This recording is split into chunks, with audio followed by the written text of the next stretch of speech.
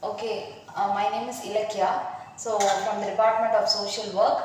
So I'm going to explain about the subject called Community Organization and Social Action, where we are going to cover all the 5 units. So first we are going to see about community. So before going to know about the community organization, first we can know what is community. Community is something where an individual have a common interest, values and beliefs. That is actually a community. So this community needs three basic categories where it have shared identity, interdependence, self-belonging. So shared identity is what I told, that they should have certain values and interests common among them, so which is known as community. And the second is interdependence, where they rely on each other. So individual needs definitely needs the other individual support, so where they have a mutual connect and support. So third thing is sense of belonging. Some connectivity should be there in a community. So only if they have a common interest and if they have a mutual support, mutual connection, so that is called as community. So if we define a community as a system, it has a basic 4 categories, where first individuals. Community does not get fulfilled without individuals. So individuals tend to form a community. So where these individuals join to form a group. So then the groups, actually the many groups tend to form a organization, where every organization comes under a institutions, where you have education, government, healthcare, all these things. So first individuals, next where these individuals belong to become a group, then these groups become an organization and the organization becomes an institution. Then after knowing about the community, we are going to see about types of community. So there are 4 major categories of community, where the first one is geographic. Geographic is basically location, that is our neighborhoods, where we live. In our area we will have certain friends and neighbors with us. So where we live is actually a one community, where our area, if my area is like Bharati Nagar, so my neighborhoods are known as geographic community. So then social, where they have a common interest and values or belief. For example, interest, certain group of people have interest in sports, so they belong to sports community. Then third thing is virtual. So where it comes under online communities and network. Online communities is basically like virtual, where we have in our phones like WhatsApp, Facebook, Instagram. We all connect together according to our interests. So in case if I have an interest of yoga, I will be in the yoga group in WhatsApp. So that is one community, which is a virtual community. Then fourth is identity. Identity, every individual has their own identity, like they belong to one race, they belong to one caste, they belong to one religion, they belong to one gender. So if I am an individual, I belong to various identity, like I am a female gender and I belong to ethnicity Tamil. So in religion wise, I belong to Hindu. So every individual belong to a certain community. So that is identity based community, where there is geographic, social, virtual and identity based.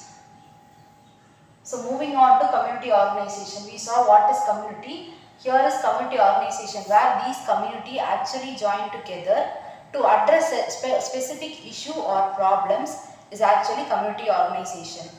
So it have 4 process, where first thing is to address a problem, we need to take a collective action to solve the problem. Second thing is to solve the problem, we should need some goal to run towards a problem. So to move towards a goal, we take a collective action is actually a progress. And for this process and goal, we need certain methods. That methods are like education, advocacy and resource mobilization. If a community is there to address their problem, we should actually educate them that what is their problem, what are the root cause of the problem, how to solve it. So we have to educate the community. So then advocacy, if the problem arises, we should help the individual or a group of a community in a legal way. We should help them in a legal manner. Standing with the individual or a community in a legal manner and helping them is actually advocacy. And third is resource mobilization, where we help a community. To help a community, we need to help them with certain resources, where the community may require certain human resource or they may need some financial resource, or they may need some material resource. Helping them by the resource through these methods is actually community organization.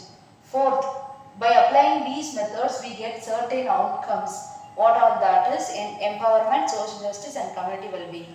Where empowerment is actually educating the community, so they can able to take their own decision in their life and they can lead their better lives. Empowering them to take their own decision is actually a outcome. Second is social justice, where people who face discrimination, who are being marginalized, who are vulnerable, are actually taught to, or actually community organizers helping a community to actually help them to for a social justice, to get them social justice and for a common community well-being.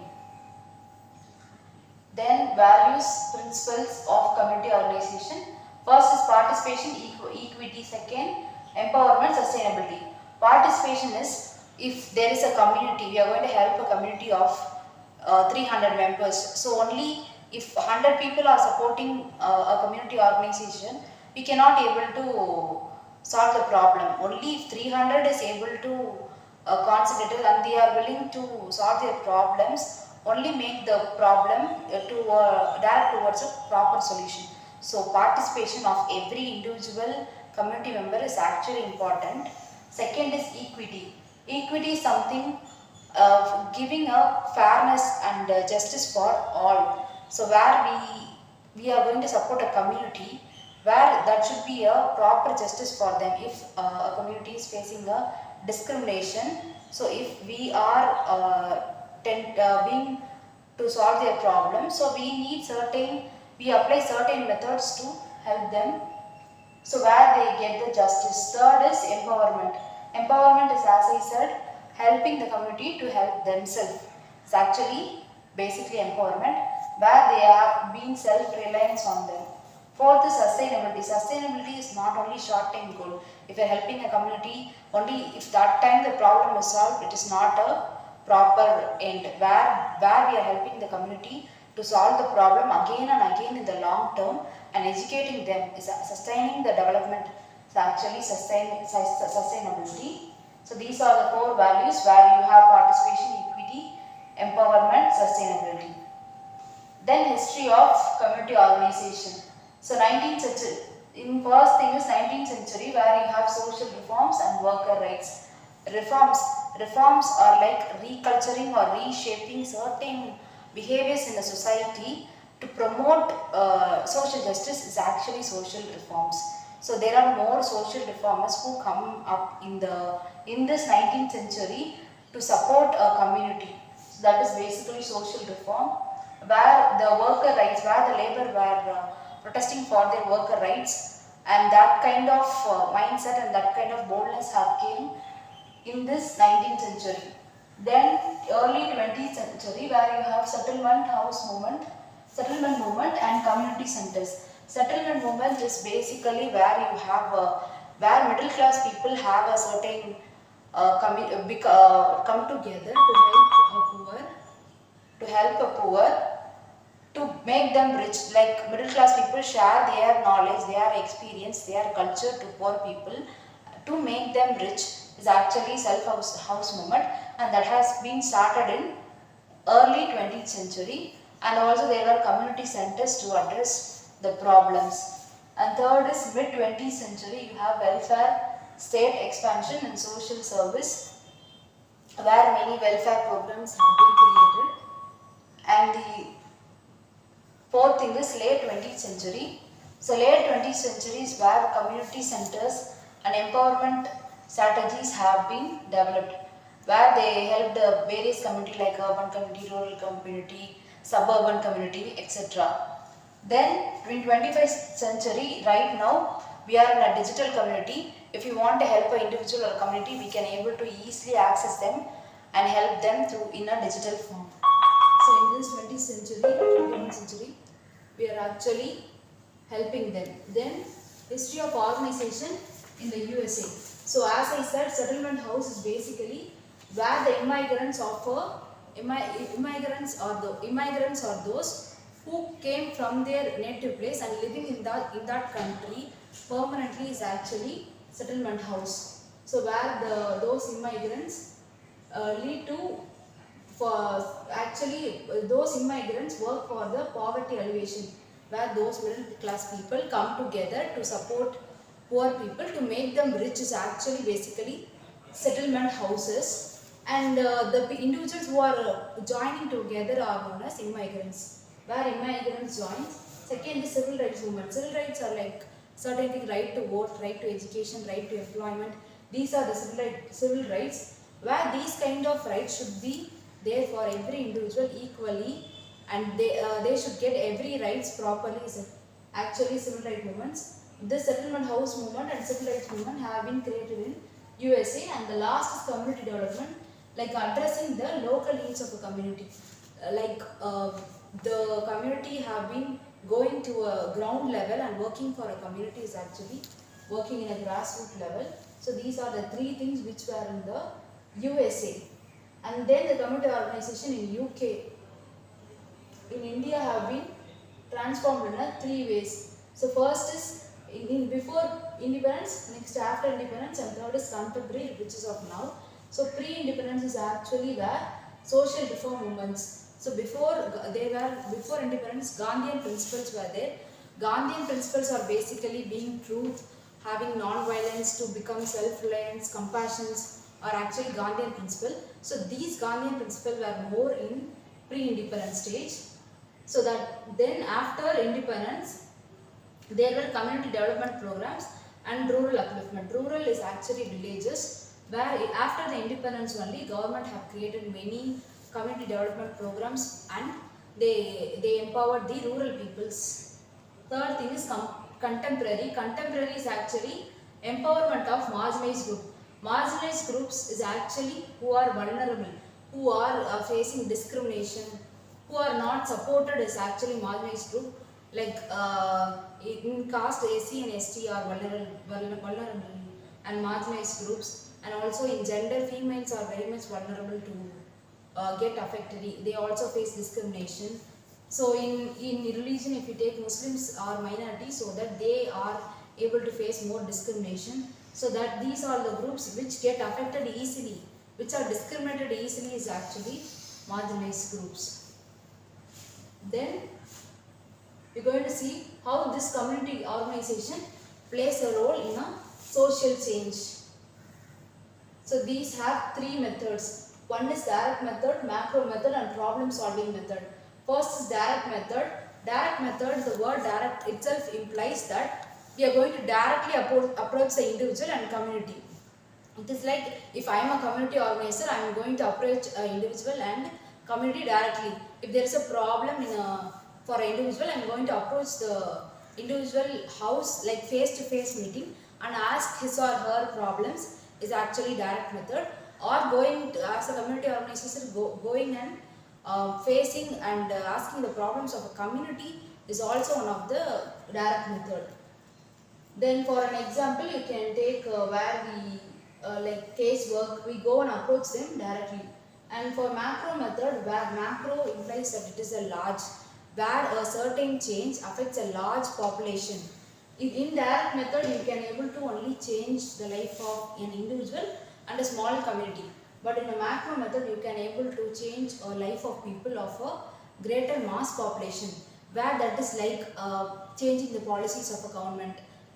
Certain policies have been created for women, education, employment. The government have been creating certain policies. If that is not equal to all population, certain policies should be changed. So these policies are changed, it affects the mass population. If since women are facing discrimination, so discrimination and they are facing the abuse. So if certain policies have been developed by the government, that will help the women. So if this policy comes, it will help a women population, which is a major population. So certain changing the whole population, affecting the majority population is actually macro method. Then third thing is problem solving. Problem solving is basically, if we address the community, we tend to get many problems. So in that problems, which problem should be prioritized first? where we should help the community, where the concentration of where a community organization should concentrate actually known in this problem solving method. And in that, or if we have 10 problems, we select one problem and concentrating on that and solving a particular problem is actually problem solving method. If for an example, if we go to an urban community, so if rural peoples, slum area peoples were being relocated to the urban areas, where the slum areas were being relocated and made the communities to settle down in the blocks of building where they were staying in the blocks of building. So it have a facilities of electricity, water, employment, but they don't get a proper facilities of water, those things, employment, electricity and all. They are not having a proper facility in urban who are being relocated from the slum. So in that, particularly selecting, if I am selecting only a water scarcity problem and solving that and bringing out a good solution is actually problem solving method. Selecting a particular method and helping them to come out of it is actually problem solving method. So direct method where it helps the individuals and also a community in a directly community organizer approach. Second is macro method where the change of policy affect the mass population is actually macro method. And also problem solving is where there are every problems where we select only particular one problem, prioritizing it and solving that is problem solving method. These are the three major methods of community organization. So when this solution of the problem progress, we need certain two things. So first is building trust. If you want to approach a community, if you want to help a community, first we should have a trust on them.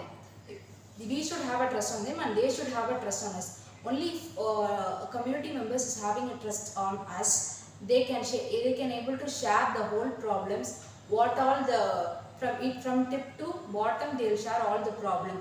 If they are not comfortable with us, if they are not having a good rapport with us, they actually only tell certain things and they hide certain things. So as a community organizer, we cannot help them properly until and unless they open up the problems in a full-fledged manner. So building trust is very much important. Only if we gain the trust of a community, we can able to help them. They can also tell everything with us. So second is understanding needs. So to understanding needs, as I said before, the urban areas people where there are relocated slum area peoples, like they are in Semanjeri, Perumbakam, Kodambakam. So they are being located and put into a certain housing boards. So where they face many problems. So to address the problem, first we should need to know what all the needs should be prioritized first. So as I said before, there may be water scarcity problem, electricity problem. So I should prepare a questionnaire to assess that. So if I am preparing certain questionnaire to address that, we have to give to the population and take a survey of what is the majority problem, and after knowing that only we can able to know that which problem should be focused first. So understanding the needs, we need certain surveys to be taken. We have to study the problem. So we have to build the trust in the community, and the second thing is we have to understand the needs of it. Then is, as I said, analysis, assessment and discussion organization. So first is data analysis. We are going to give a survey where community members are filling it. So according to that we get certain results. So according to the data we came to know, after analyzing the data we get certain result that this problem should be focused first, this problem should be focused second. We will get some idea. After analyzing the data we can find out what is the root cause of the problem. And the assessment method should need these four things, where we should have to find the strength of the community, weakness of the community, opportunities of the community, threats of the community. So SWOT analysis should be made. So in assessment, SWOT. So we saw about data analysis. Now you are going to see about assessment phase. So in assessment phase, basically you have to see strength, weakness, opportunities and threat. If you are approaching a community, you have to first of all know what are the strength and weakness of the community and how to resolve the problems. So the third thing is planning and organization, where to solve a problem of a community, first we need certain strategies and components of plan to approach a certain goal. and we have to mobilize resources to help the community. Resources like to help the community we need certain human resource, material resource, financial resource. So according to the community and their needs, we have to analyze and apply according to it. Then we are going to see about action, reflection and evaluation. Action is the implementation of the plans. So what we plan, we are implementing is actually actions. So then is reflection. So what is the reflection of that action? So by implementing the strategies, what all the reflection have been came? They may become as challenges and they may be success. So we have to see this, that is a reflection. Then the third thing is evaluation. So after the planning the action and implementing and reviewing the reflection, last thing is evaluation, where we have to see whether our planned outcomes have come properly or not, whether they have been got success or it got failed. So if the problem solved also, whether it is re-arising again or not, after analyzing all those things, evaluation should be made, and that solution should be sustainable, not for the short time. The problem should be in a sustainable manner. Then modification and continuation. It has two things, adaptability and sustainability. So first is adaptability. So if a problem have been solved, so that problem's solution should be taken, adapted. So if again that problem arises, the same strategy should be implemented there, or it can be improved according to its effectiveness. Then sustainability. Sustainability is actually, it is not a short time one.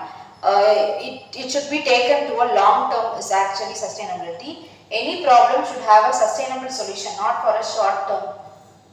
And then there is two things, participated planning and participated rural appraisal. Participated planning is where the community what we are going to help should actually participate in what the issue we are facing. So they should have a participation, they should have a trust in us. Only if the community has a trust in us, they will share their whole problems, they will communicate to us easily. If they are not comfort to us, they cannot able to open up all the problems. So first we have to build the trust of the community, and we have to be in a nice rapport with them. Then only they will feel comfortable to tell all their problems to that. After that we can analyze and give solution. In that also we need the consent and cooperation of all the communities to help them. First is participated planning, where the community members should have a participation and their decision should be taken. And then is participatory rural appraisals. This is a set of techniques used to gather information from local community through participatory method. So we have to go through a community, and if we are taking a survey, the community's participation is actually important. So after taking all those surveys and data collection, we will come to a conclusion which is known as participated rural appraisal. And after this we will come to one last conclusion like empowerment and leadership. Empowerment is helping the community to help themselves. It's actually after the community is being helped, they'll have an idea to think, and they'll have more idea to approach the problem in a proper manner. If it again arises, they'll have certain strategies to face it. So that is called empowerment. Women empowerment, community empowerment is simply like helping them to help themselves is actually empowerment. Then leadership. Leadership is after if a community is being approached, there will be actually leaders. So based on the leaders, the communities will be get inspired, and the leaders must educate the community to approach the problem. So leadership quality is also improved. First thing, community is being empowered. Second thing is leadership quality is being developed. And the last thing is barriers to employment. So the current situation is many problems are like employment is more. So basically employment is not more since there is educated people are not having their correct employment according to their studies. But other barriers also like gender inequality. Women were not given equal play. Only men is given a proper and appropriate pay, but where women is not getting the same pay for the same position. So this is one barrier to employment where women face. And discrimination. In today's world, still now the discrimination exists. According to the caste wise, they prefer jobs. And lack of resources. Rural peoples, rural women do not have proper resources if they are taking up a business. Or urban women living in the urban area gets proper resource, and they are also financially stable to take up the business. Whereas in rural side, women are still struggling to get the employment, and still now they face challenges in a financial aspect. So that all the barriers, one is inequality, second is discrimination, third is lack of resources, and then social action. Social action is actually implementing the society, implementing the action what we are desired to solve the community's problems, actually social action. So basically it promotes social injustice. In that strategies, there are strategies. First is advocacy, community organization, direct action and education and awareness. Advocacy is basically, it is a legal thing, like standing with the individual or standing with the community to face them or to help them in a legal way is actually advocacy. So it happens only if an injustice occurs. So second thing is community organizing. First we have to mobilize the community to address the problem.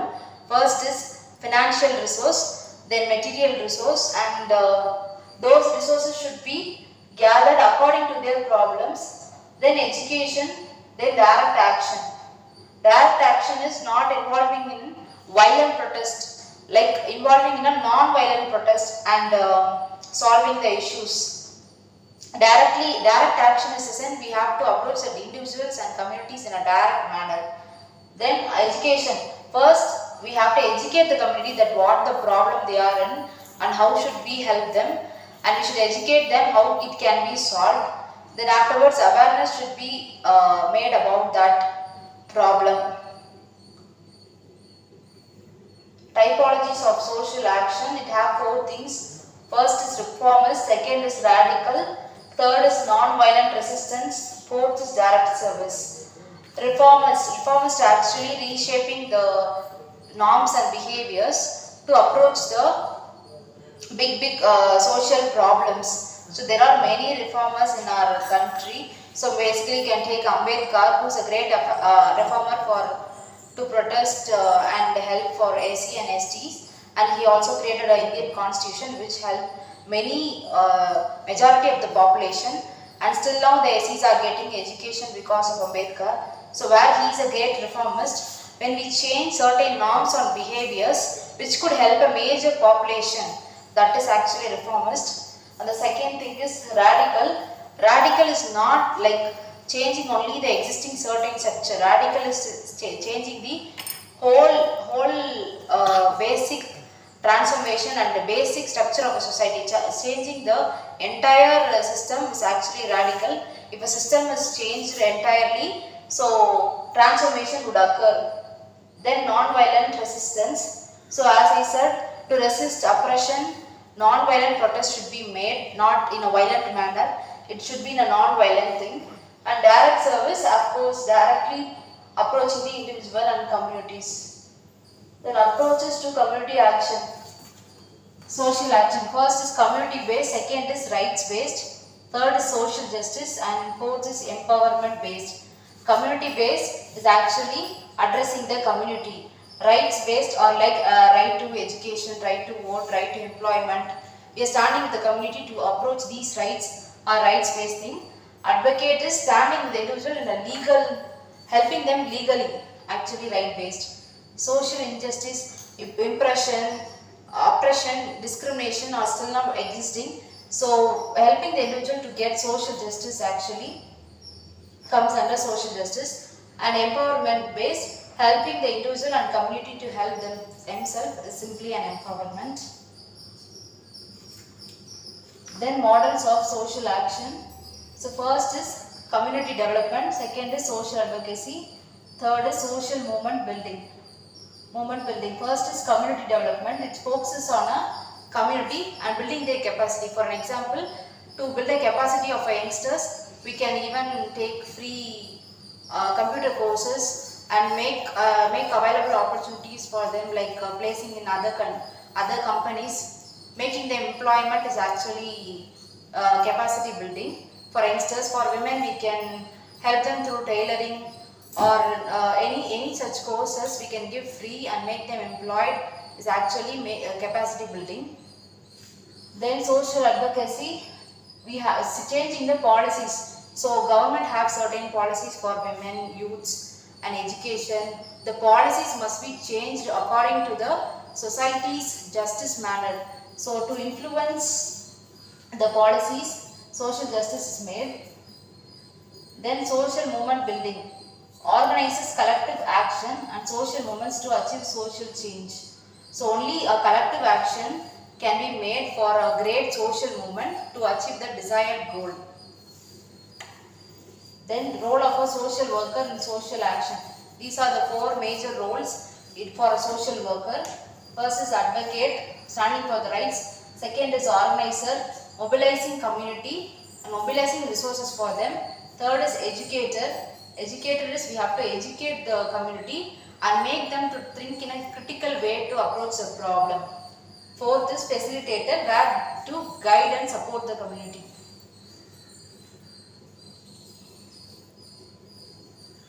Challenges and limitations of social actions. So when we are tend to support a community, what are the challenges we will get? First is resource scarcity. We may help them through human resources, but they may be only less resources available to help the community, or financial resources may be less. If urban community, as I said before, if they are facing a problem, so water scarcity problem, electricity problem, so to approach this problem, surely we need financial resource to help them. If it is insufficient, it is a challenge to that problem.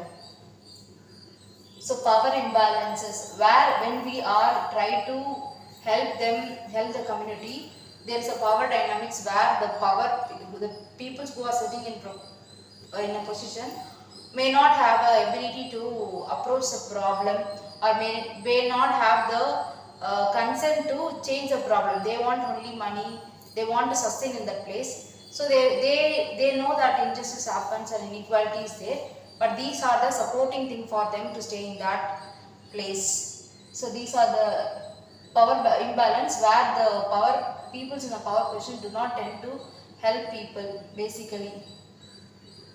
Then systematic barriers, where the policies and social structures are still now are indicating certain policies are facilitating inequalities where it have to be changed. Burnout and fatigue, sustaining social action effort can be emotionally and physically demanding. Then case studies examples. So the social action examples are affordable housing, environmental justice. Third is educational equity.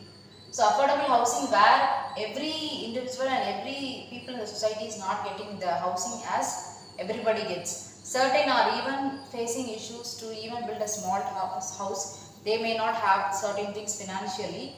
So community organizing and advocacy for the construction of housing units should be made. Affordable housing should be made for every individual. Second is environmental justice, where still now there are polluting factories which pollute the country, where still now people are protesting for certain factories should be closed, but it is not accepted by the major power position people, because they get money from that. Still now it is not heard, so that should be made. Environmental justice should be made.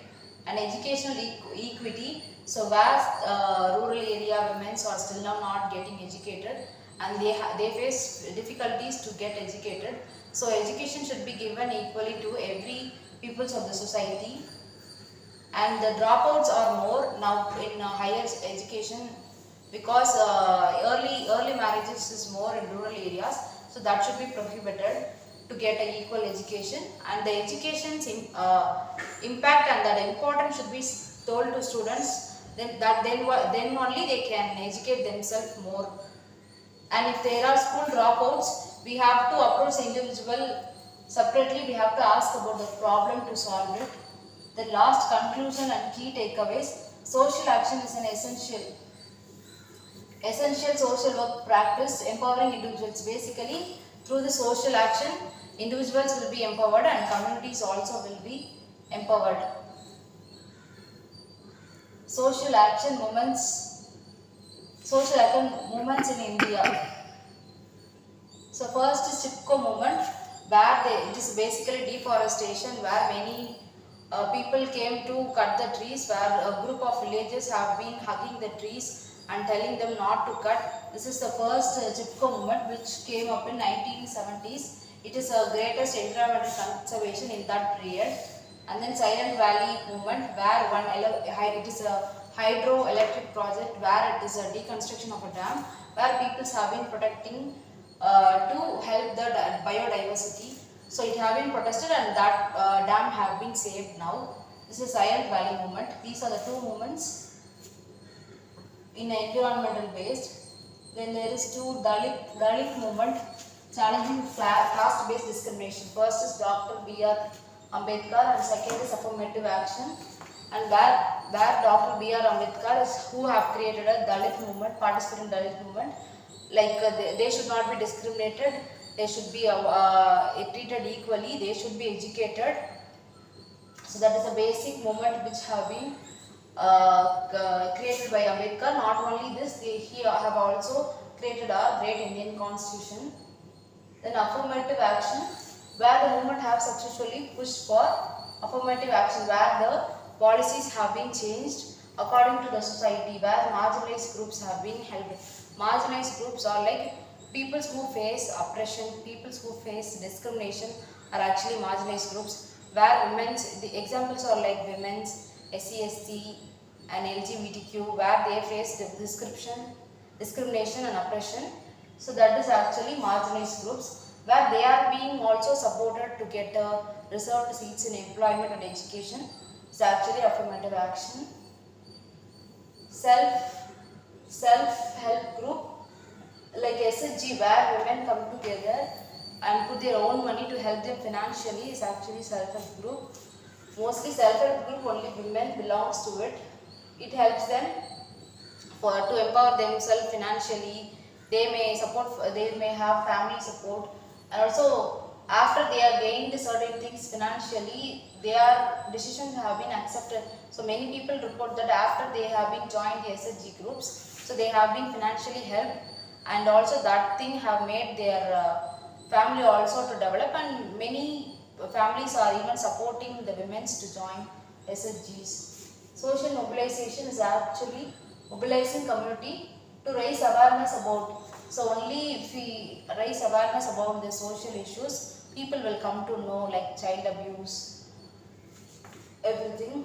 Then self-respect movement, social reform, anti-Brahmanism, where it comes to E.V. Ramasamy Periyar, who have led this self-respect movement, advocated. Basically, he have been eradicating the caste, and he is a great oppressor of. He is anti-Brahmanism, where he opposed the Brahmins to not to suppress the other caste people, and he also promoted rationalism, social equality. Then social reform, where these movements plays a vital role in promoting intercaste marriage. So today intercaste marriage have been is more than comparing to before. So after social reformers were being protesting for certain things, now in today's world intercaste marriage are more, and also people are getting educated and employed. Marginalized communities have been helped. The last, anti-Brahmanism, where it is opposed to Brahmin, where they tend to separate the peoples in different categories. So it is like supporting all class people to get education and employment, basically to abolish the untouchability. These are the three movements. Peasant and farmer movements. So peasant is actually farmer, and what are the farmer movements? This is land reforms, debt